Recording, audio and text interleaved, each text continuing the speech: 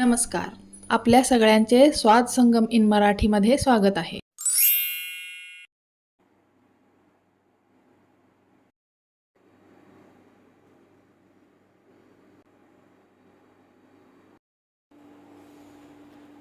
आज आपण बनवणार आहोत गरम मसाला.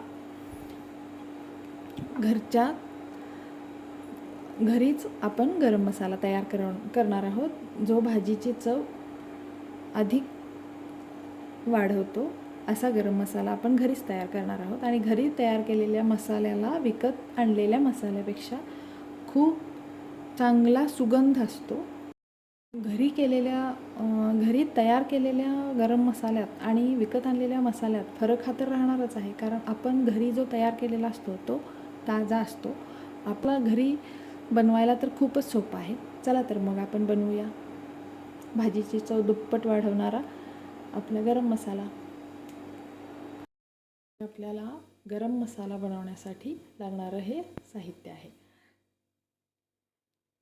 हे जे साहित्य आहे ना, हे सगळे इन्ग्रेडियंट्स म्हणजे काय, हे धने, जिरे, हे सगळे मसाले. हा गरम मसाला बनवण्यासाठी ना, यातले काही मसाले नसले तरीसुद्धा खूप चांगल्या प्रकारानं गरम मसाला तयार होतो आणि व्यवस्थित चवीला पण लागतो आणि टिकतो सुद्धा. आता मी अगोदर तुम्हाला दाखवते यांचं जे आपण साहित्य घेतलेलं आहे ना, ते हे धने आहेत. धण्यापेक्षा थोडेसे कमी जिरे घ्यायचे. हे मिरे, लवंग, हे शहाजिरे आहेत. शहाजिरे असतील तर घ्या, ते पण थोडेसे, आणि नसतील तरी काही फरक पडणार नाही. तेवढा फारसा फरक पडत नाही चवीत. या दालचिनी आहेत. यामध्ये ना वेलदोडे आहेत हे, आणि हे आहेत मसाल्याचे वेलदोडे. हे तमालपत्र आहेत आणि हे चक्रीफूल आहे.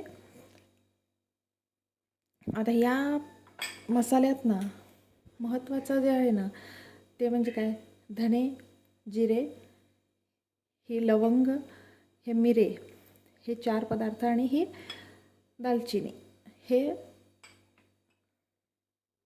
महत्त्वाचं. आणि असतील तर वेलदोडे पण नक्की घाला, यानं पण चवी फार छान फरक पडतो. गरम मसाल्याला या वेलदोड्याचा खूप छान सुवास लागतो, म्हणून हे अवश्य वापरा. आणि हे जे बाकीचे आहे ना, हे चक्रीफूल, तमालपत्री किंवा हे मोठे वेलदोडे म्हणजेच हे मसाल्याचे वेलदोडे आणि हे शहाजिरे, हे नसतील तर कोणतासुद्धा फरक पडणार नाही मसाल्यात. मसाल्याच्या चवीत जास्त असा फरक पडणार नाही. पण जर असतील तर नक्की वापरा. थोडाफार फरक पडतो, नाही असं नाही. पण जर एखाद्या वेळेस आपल्या घरी नसतात, त्यावेळेस नसतील तरीही हा मसाला असाच तयार करून ठेवला ना, तरीसुद्धा कोणताच फरक पडत नाही. चला, आता मी हे सगळे जे मसाले आहेत ना, ते आपण गरम करून घेऊया. आणि मी हे गरम करताना तुम्हाला दाखवते. हलकंसं आपल्याला गरम करायचं आहे, फक्त ह्याला जास्त भाजून असं घ्यायचं नाही. फक्त यातलं मॉइश्चर आपल्याला काढायचं आहे. ओलावा जो असतो ना, तो फक्त काढायचा आहे.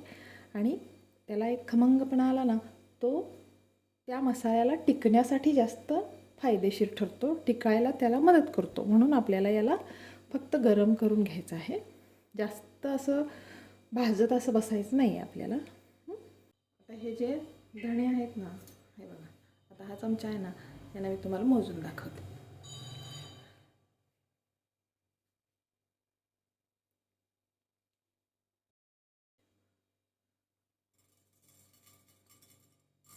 एक, 2, 3,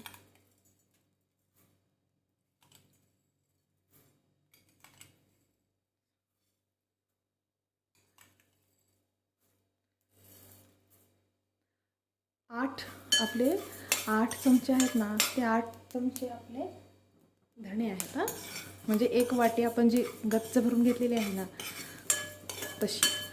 आणि एकदा दोनदा तुम्ही गरम मसाला तयार केला ना घरी, परत तुम्ही आपोआप अंदाजानंच आपल्याला अंदाज येतो त्याचा की कोणत्या गोष्टीसाठी किती प्रमाण हवं आहे ते.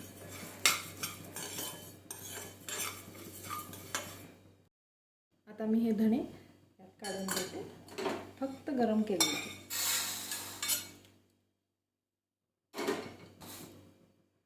बस फक्त गरम करायचं आहे त्याला, आपल्याला कलर बदलायचा नाही आहे.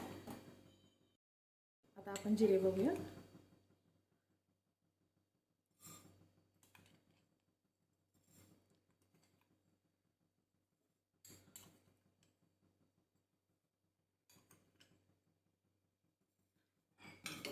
आपण 8 चमचे ना धणे घेतलेत आणि 5 चमचे जिरे घेतलेले आहेत. जिरे पण तसेच आपण हलकेसे गरम करणार आहोत. फक्त गॅस एकदम स्लोच ठेवायचा याला. हे बघा, आपले जिरे पण आता भाजून तयार आहेत. आता मी काढते.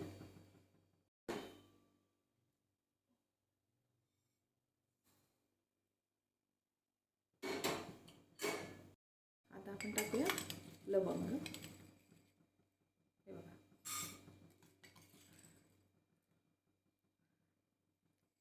फक्त दोनच चमचे लवंग घेतलेले आहे आपण. मी तुम्हाला चमच्यानं का दाखवलं प्रमाण, कारण प्रत्येक वेळेस आपण घरी ज्यावेळेस तयार करतो ना, त्यावेळेस आपण वजनी प्रमाणात तर या गोष्टी आपण शक्यतो मोजत नाही. आणि हा जो मसाला आहे ना, तो भरपूर प्रमाणात तयार होतो. धणे जास्त घालण्याचं कारण काय आहे, या मसाल्यांचा जो दाग असतो ना, तो कमी करण्यासाठी म्हणून आपण धण्यांचं प्रमाण थोडंसं जास्त घ्यायचं आहे.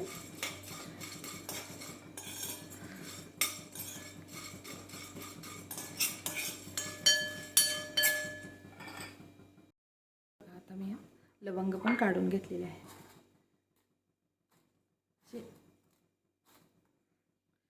कडक गरम झाली ना, बस मसाले काढून घ्यायचे. आता मिऱ्यांचं प्रमाण बघू.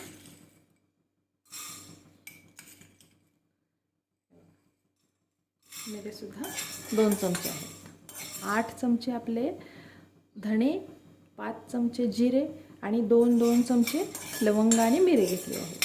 हे या मसाल्यांचं हे जे प्रमाण आहे ना, हे सगळ्यात महत्त्वाचं. हे प्रमाण अगदी करेक्ट आहे आणि हे जर योग्य असेल तर मसाला अतिशय छान बनणार. आता मी मिरे पण काढून घेतलेले आहेत. आता शहाजिरे आहेत ना, ते बघूया आपण. हे बघा, शहाजिरे बस एक हलकासा चमचा आहे, जो गच्च भरून पण नाही आहे घेतलेला मी. याचा वापर कमीच करायचा प्रमाणात. याला 1 ते 2 सेकंद भाजून घ्यायचं आहे फक्त. आपण गरमच करायचं बस. लगेच बघा हे कसं भाजलं जाते. आता मी याला काढून घेते.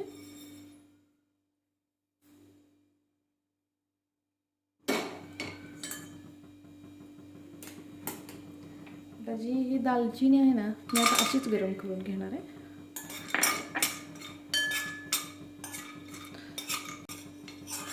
याचं प्रमाण दाखवायचं.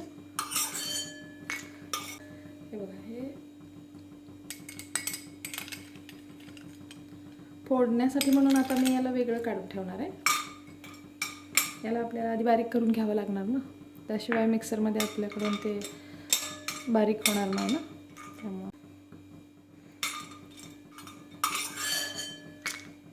याला मी असंच काढून घेते इथं. आणि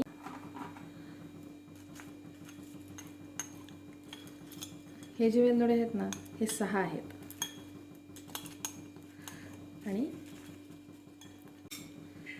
एवढं जे प्रमाण आहे ना, हे एकदम करेक्ट आहे. आणि ही चक्री फूल आहे. 2 ते 3 चक्री फूल बास होते. हे बघा, आता आपण हे सगळे मसाले यात टाकून घेतलेले आहेत. हे मिक्स करायचे आणि एक 10 ते 15 मिनिट याला थंड होऊ द्यायचं अगोदर. आणि तोपर्यंत आपण हे काय करणार आहोत, ह्या ज्या आपल्या दालचिनी आहेत ना, याला आपण यात थोडंसं बारीक करून घेणार आहे.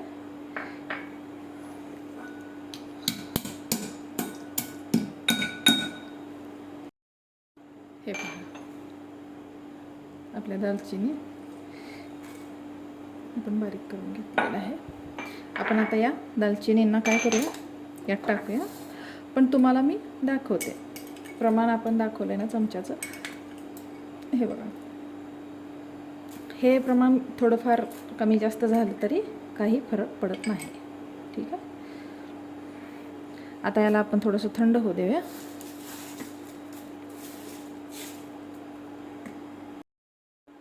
आता आपलं हे थंड झालेले आहेत मसाले सगळे. आता आपण याला बारीक करून घेऊया मिक्सरला लावून. चला, आपला मसाला बारीक होऊन तयार आहे. हा पहा, एकदम बारीक झालेला आहे. मी तुम्हाला काढून दाखवते.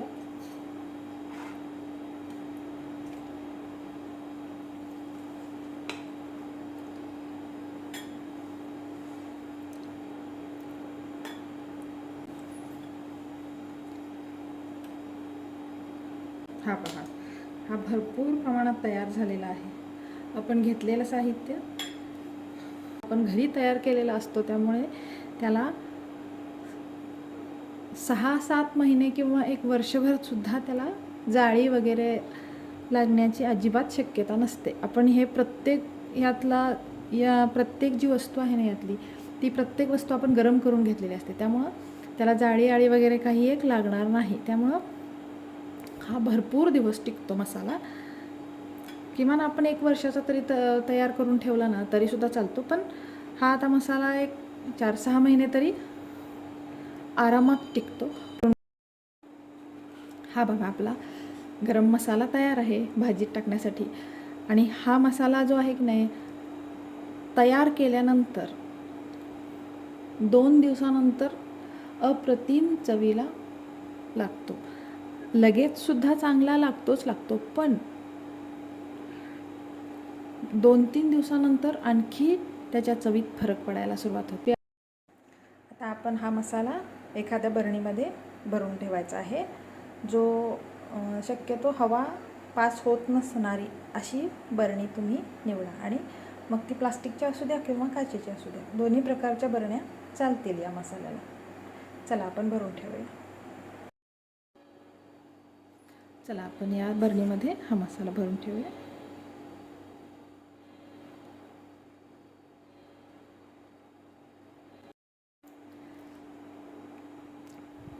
रेसिपी आवडली असेल तर व्हिडिओला लाईक करा, चॅनलला सबस्क्राईब करा आणि बेल आयकॉनला क्लिक करा. थँक्यू.